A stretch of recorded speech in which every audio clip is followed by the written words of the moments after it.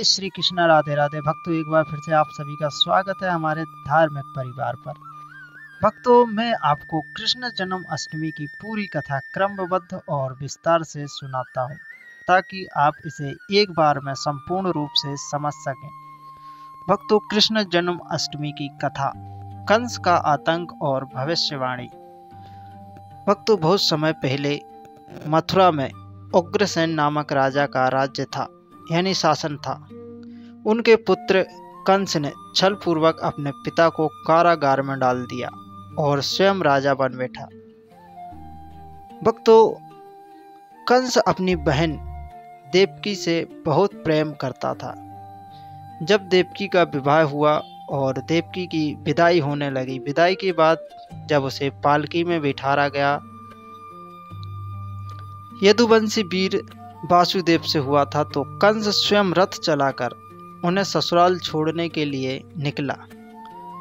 भक्तों, उसी समय आकाशवाणी हुई और आकाशवाणी ने कहा कि हे कंस, जिस देवकी को तू इतने प्रेम से विदा कर रहा है, उसका 8वां पुत्र ही तेरी मृत्यु का कारण बनेगा।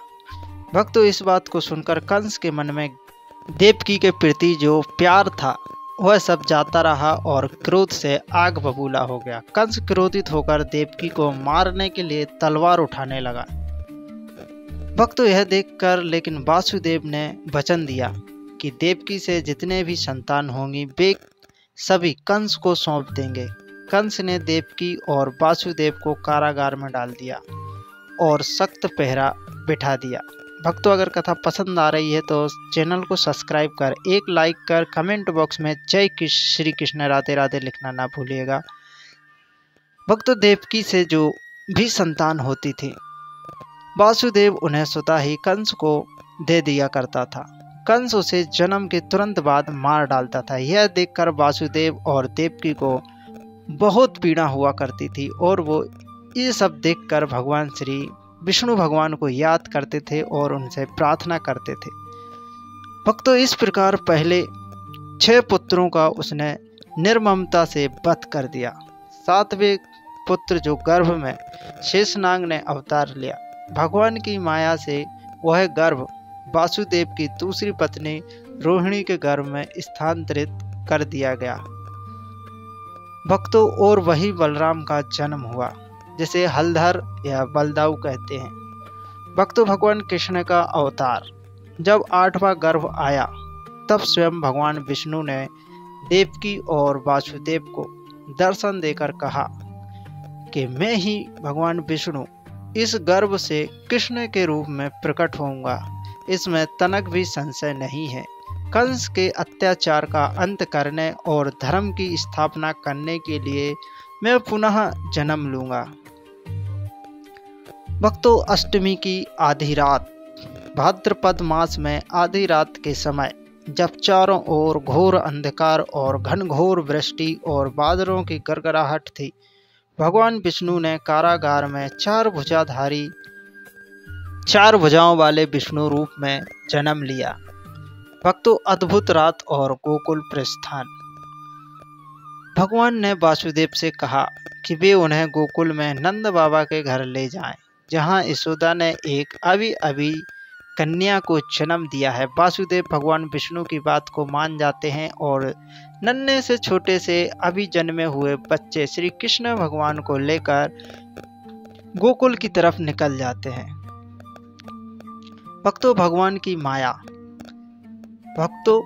की माया से कारागार के दरवाजे खुल गए, पहरेदार सो गए और वासुदेव ने टोकरी में बालक श्री कृष्ण को रख लिया और यमुना नदी के तीर पहुंचे। यमुना नदी उफान पर थी, मगर भगवान शेषनाग ने अपना फन फैलाकर वर्षा और लहरों से श्री कृष्ण के साथ साथ वासुदेव की रक्षा की। भक्तों, वासुदेव गोकुल पहुंचे, वहां यशोदा की कन्या को उठाया और श्री कृष्ण को उनकी शैया पर लेटा दिया। भक्तों, लेकर वापस मथुरा आ गए और कृष्ण को यशोदा के पास छोड़ दिया। भक्तों, योग माया का चमत्कार। सुबह सुबह जब कंस को पता चला देवकी ने बच्चे को जन्म दिया है, तो वह फट से आया और कारागार में पहुंचा तो उसने 8वें बच्चे यानी कन्या को मारने के लिए हाथ में उठा लिया। देवकी रोई और चिल्लाई, परंतु कंस ने एक नहीं मानी, परंतु वह कन्या योगमाया थी जो उसके हाथ से छूटकर आकाश में चली गई और बोली, अरे मूर्ख कंस, तेरा काल तो पहले ही जन्म ले चुका है और गोकुल में पल रहा है।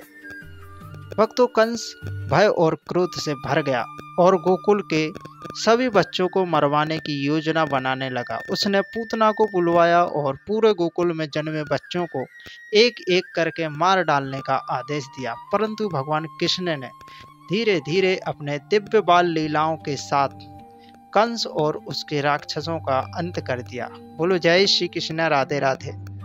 भक्तों, कथा का संदेश।